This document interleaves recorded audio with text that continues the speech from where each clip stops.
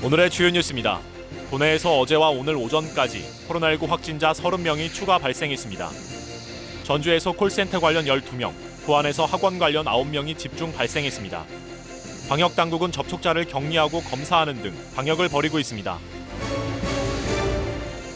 익산 장전마을 주민들의 집단 암발병 원인인 담뱃잎 찌꺼기에 대한 유해성 실험 결과 가공 과정에서 발암물질 배출이 확인됐습니다. 장전마을 주민들과 민관협의회는 담뱃잎 찌꺼기를 허용한 농진청에 책임있는 사과를 촉구하고 나섰습니다. 군산의 한 아파트의 도내에서 처음으로 미화원들을 위한 쉼터가 문을 열었습니다. 미화원들은 샤워시설과 조리시설을 갖춘 휴식시설을 마련해준 주민들과 군산시에 고마움을 전했습니다. 여러분 안녕하십니까? 8월 3일 화요일 KCN 종합뉴스입니다. 도내에서 어제부터 오늘 오전까지 코로나19 신규 확진자 모두 30명이 발생했습니다. 전라북도에 따르면 어제 16명, 오늘 오전 10시 기준 14명이 각각 확진됐습니다. 지역별로는 전주 12명, 부안 9명, 정읍 4명, 고창 2명, 익산과 김제, 완주가 각 1명씩입니다. 부안에서는 보충수업 학원 매개로 지난 1일 학생 1명이 처음 확진된 이후 학원생 1명과 가족 2명이 잇따라 감염됐습니다. 전주에서는 콜센터를 시작으로 직장 동료와 가족 등 4명이 감염돼 누적 인원은 모두 9명이 됐습니다. 국내 코로나19 신규 확진자가 28일째 4자릿수를 기록했습니다. 중앙방역대책본부에 따르면 오늘 오전 0시 기준 국내 코로나19 신규 확진자는 1,202명입니다. 국내 발생 1,152명, 해외 유입 50명입니다. 국내 누적 확진자는 20만 2,203명으로 늘었습니다. 사망자는 5명이 늘어 2,104명입니다. 국내에서 코로나19 델타 플러스 변이가 처음으로 확인됐습니다. 중앙방역대책본부에 따르면 첫 번째 사례는 해외여행을 다녀온 적이 없는 40대 남성입니다. 현재까지 직장 동료와 가족 등에 대한 추가 확진은 나오지 않고 있습니다. 두 번째 사례는 해외 유입자로 방역당국은 이들에 대한 정확한 동선 파악을 진행하고 있습니다. 델타 플러스 변이는 코로나19 유행을 주도하고 있는 델타 변이에서 파생된 바이러스로 델타 변이 이상으로 전파력이 강한 것으로 알려졌습니다. 도내 학원 종사자들의 코로나19 검사 참여가 저조한 것으로 나타났습니다. 도교육청에 따르면 지난달 16일부터 학원과 교습소 강사, 개인과외 교습자 등 만 300여 명에 대해 코로나19 2차 무료 검사를 진행하고 있지만 참여자는 불과 20명에 그쳤습니다. 앞서 지난 5월에 진행한 1차 무료 검사의 참여율도 전체의 2.35%에 불과합니다. 코로나19 검사 참여가 저조한 것은 권고사항이기 때문으로 분석됩니다. 익산 장전마을 주민들의 집단 암 발병 원인인 담뱃잎 찌꺼기를 퇴비 원료로 허용한 농촌진흥청의 책임론이 일었는데요. 장전마을 사태 이후 국립농업과학원의 유해성 실험 결과 담뱃잎 찌꺼기를 퇴비 원료로 가공했을 때 발암물질이 배출되는 것으로 확인됐습니다. 장전마을 주민들과 민관협의회는 농진청에 책임 있는 사과를 촉구하고 나섰습니다. 최정호 기자입니다. 국립농업과학원이 내놓은 연초박 퇴비 공정 중 유해물질 연구 결과 보고서입니다. 지난해 2월부터 12월까지 연구가 진행됐습니다.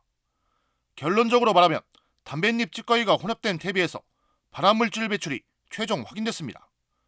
장전마을 주민들의 집단 암발병으로 환경부가 진행했던 역학조사에서 언급된 발암물질은 담배 특이 니트로사민. 담배 특이 니트로사민은 모두 4종류로 분류되는데 이 중 2종은 1급 발암물질이고 나머지 2종은 3급 발암물질입니다. 담뱃잎 찌꺼기가 원료로 사용된 퇴비에서는 4종류의 발암물질이 모두 발생했습니다. 국립농업과학원에서 연초박이 함유된 퇴비에 대한 담배 니트로사민 발암물질에 대한 검출 여부를 확인을 했었는데 퇴비 제조 과정에서 담배 특이 니트로사민이 검출되는 게 확인이 됐습니다. 농촌진흥청은 장전마을 사태가 불거졌을 때 담뱃잎 찌꺼기를 퇴비 원료로 허용한 근거를 일본에서 사용한 사례가 있다고 설명했습니다. 하지만 유해성 실험은 단 한 번도 진행한 적이 없습니다. 국립농업과학원이 진행한 연구가 담뱃잎 찌꺼기 혼합 퇴비의 유해성을 처음으로 규명한 셈이 됐습니다. 그 농진청이 지금까지 연초박을 사전 유해성 실험도 없이 허용을 했습니다. 그래서 금강농산이 퇴비로 원료를 사용해야 할 연초박을 불법으로 유기질 비료를 생산을 했는데요. 연구 결과에 대한 의문점도 제기되고 있습니다. 국립농업과학원은 아이스박스에 담뱃잎 찌꺼기 혼합 비료를 넣고 부숙도, 즉 썩어서 익어가는 과정을 통해 발암물질 발생을 실험했습니다. 하지만 금강농산 등 상당수의 비료 공장의 경우 개방된 공간에서 비료가 만들어진 것과는 다른 환경입니다. 여기에 연구 결과 보고서에는 부숙기 3주차부터 발암물질 발생 농도가 감소했다가 다시 8주차 이후부터 증가하는 것으로 나왔지만 구체적인 이유는 설명하지 않았습니다. 이에 따라 장전마을 주민들과 민관협의회는 농촌진흥청의 구체적인 설명과 공개 사과, 피해 대책 마련을 촉구했습니다. 퇴비 원료로 연초박을 허용하는 데 있어서 사전 유해성 실험이라고 한 번이라도 했었다면 장전마을 집단하면 막을 수 있었지 않겠느냐 이런 생각을 하고 있습니다. 유해성 실험을 통해 입증된 담뱃잎 찌꺼기 혼합 퇴비의 발암물질 발생. 사전 유해성 실험도 없이 담뱃잎 찌꺼기를 퇴비 원료로 허용했었던 농촌진흥청이 책임론을 피해가기는 어려워 보입니다. KCN 최정우입니다. 새만금 자동차 수출 복합센터 사업자의 주식회사 군산자동차 무역센터가 선정됐습니다. 군산시는 오늘 선정위원회를 열고 이같이 결정했습니다. 이번 사업자 공모에는 모빌리티 허브 주식회사와 군산자동차 무역센터가 참여해 경쟁을 벌였습니다. 군산시가 기획재정부에 스마트 수산가공 단지 등 6개 사업에 대한 국비 반영을 요청했습니다.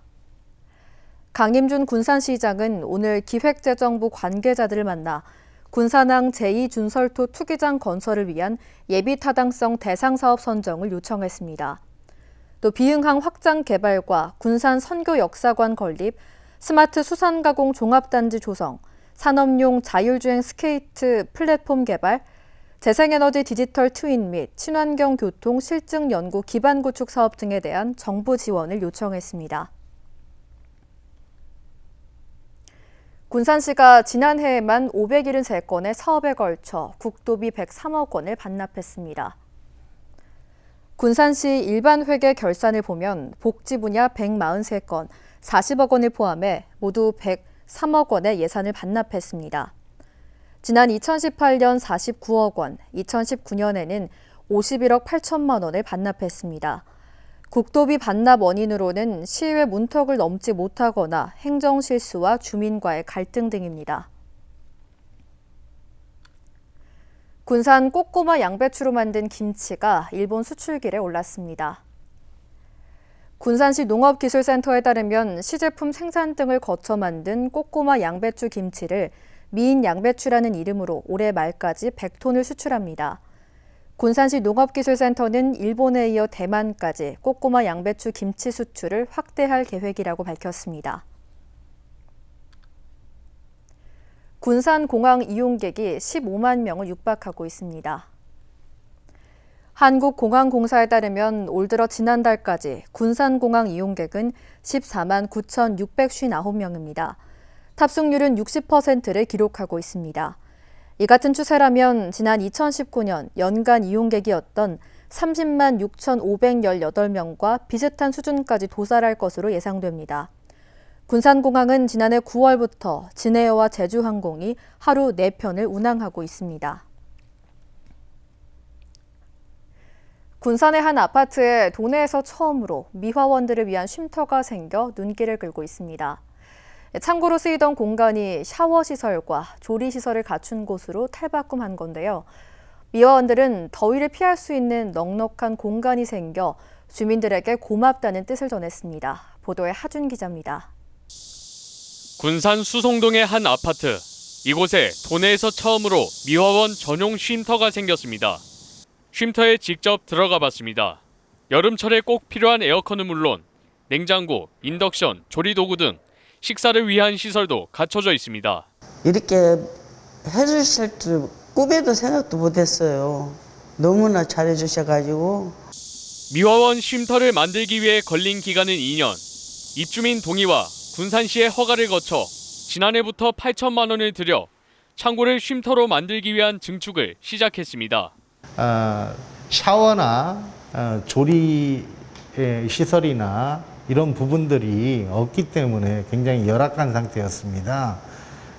특히 여름에는 샤워를 할 수 없었기 때문에 그리고 식사를 하시고 그릇을 화장실에서 이렇게 세척을 하시고 그러는 불편도 있었고. 현재 아파트 미화원과 경비원의 휴식 공간 등 복리시설에 대한 제도는 부족한 상황 때문에 미화원 쉼터는 더욱 의미 있는 공간이 되고 있습니다. 아파트실은 이제 면적이 되어 있는데 그건 사실 이제 사업 주체 측에서 실 배치나 이런 부분들은 이제 접수 당시에 이제 들어오기 때문에 이제 관리실 부분의 면적을 활용을 해서 하는 경우도 있겠죠. 앞으로도 쉼터에는 안마의자와 TV, 옷장 등이 들어설 예정입니다. 다 이제 여기서 생활할 수 있도록 하시라 하니까 다 해야죠. 내 집처럼 써야죠. 도내에서 처음으로 만들어진 아파트 미화원 쉼터가 아파트 노동자 처우 개선의 모범 사례가 되고 있습니다. KCN 하준입니다. 새만금 수변도시의 국립미술관 건립이 추진됩니다. 새만금 개발청은 국립 새만금 미술관 기본구상 및 타당성 조사 연구 용역을 오는 9월부터 연말까지 진행합니다. 타당성 분석 결과에 따라 문화체육관광부가 필요성을 인정하면 기획재정부에 예비 타당성 조사를 신청할 수 있습니다. 새만금 개발청은 수변도시 조성 시점에 맞춰 오는 2026년 국립 새만금 미술관 개관을 목표로 하고 있습니다. 오늘도 전북 지역은 폭염특보가 계속됐습니다. 전주기상지청에 따르면 오늘 낮 기온이 33도 안팎을 기록하면서 익산은 폭염경보가, 군산은 폭염주의보가 유지됐습니다.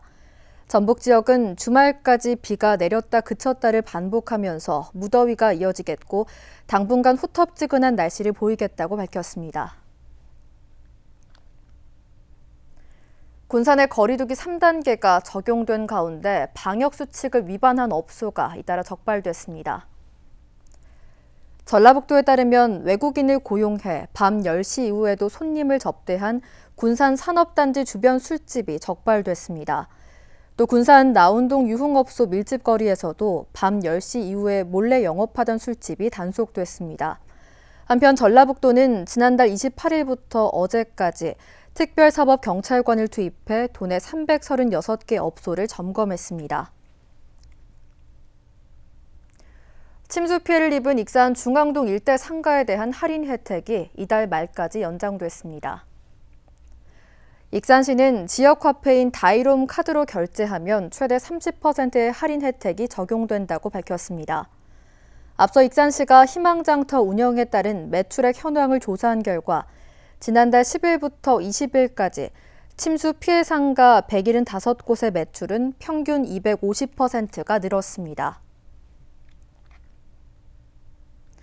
익산시가 근로청년수당과 미취업 청년에 대한 구직활동비를 지원합니다.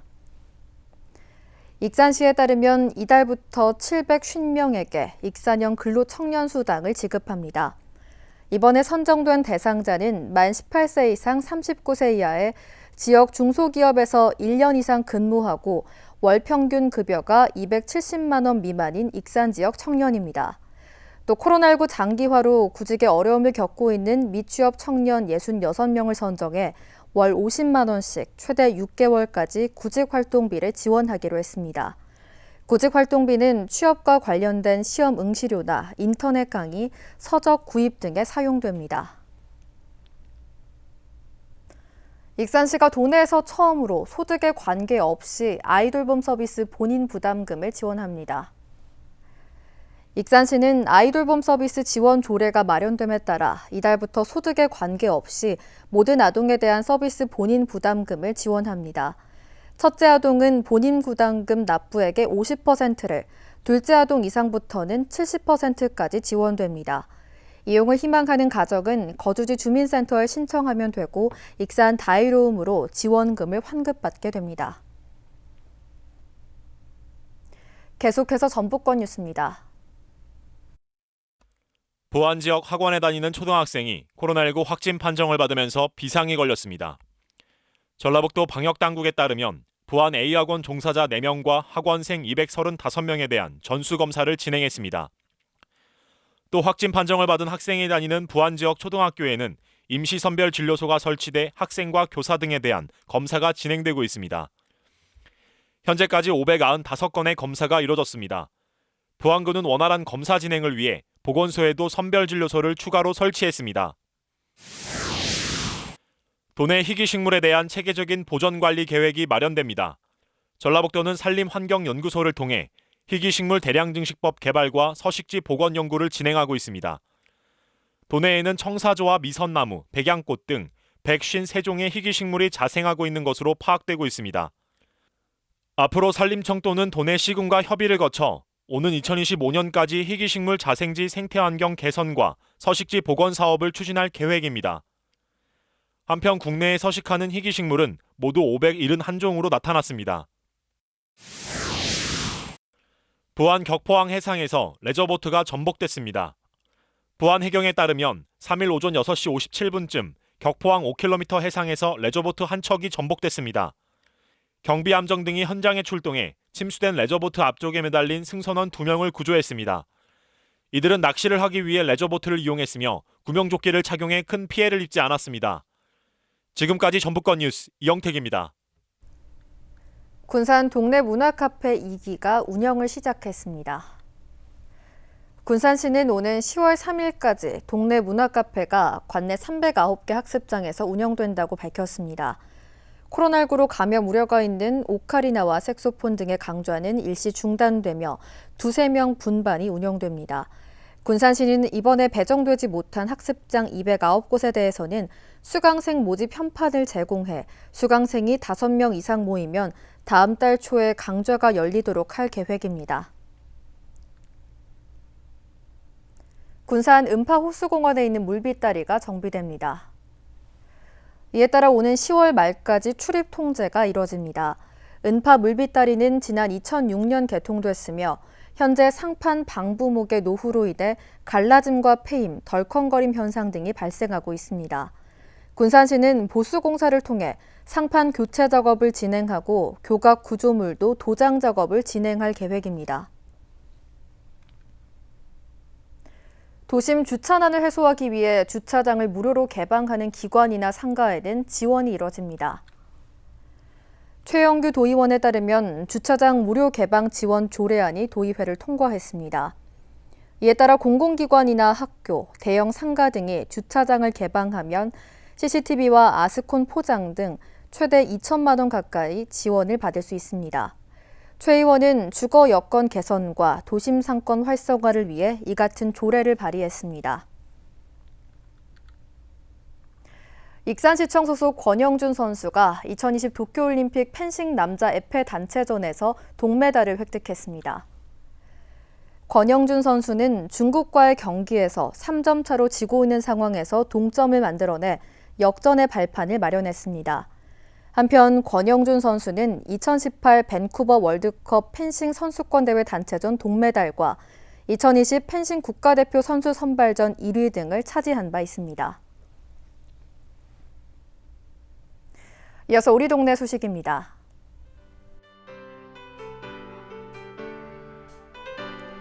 한국여성경제인협회 전북지회가 지역의 소외계층을 위해 사랑의 쌀 200kg을 나눔 곳간에 기탁했습니다.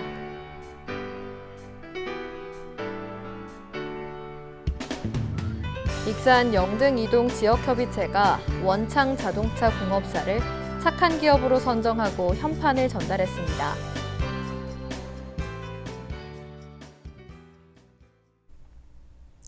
다음은 내일의 날씨입니다.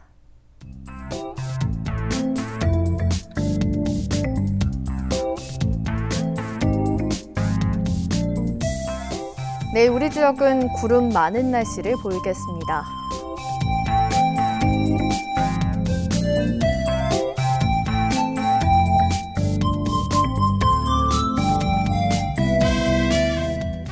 내일 도내 최저 기온은 21도, 최고 기온은 34도로 예상됩니다.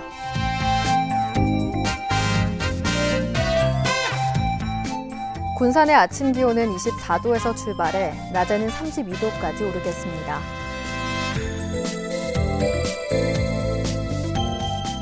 익산은 24도에서 32도의 기온 분포를 보이겠습니다.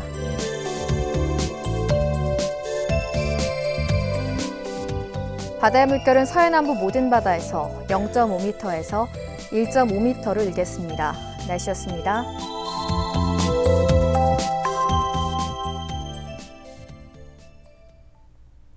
이상으로 KCN 종합뉴스를 마칩니다.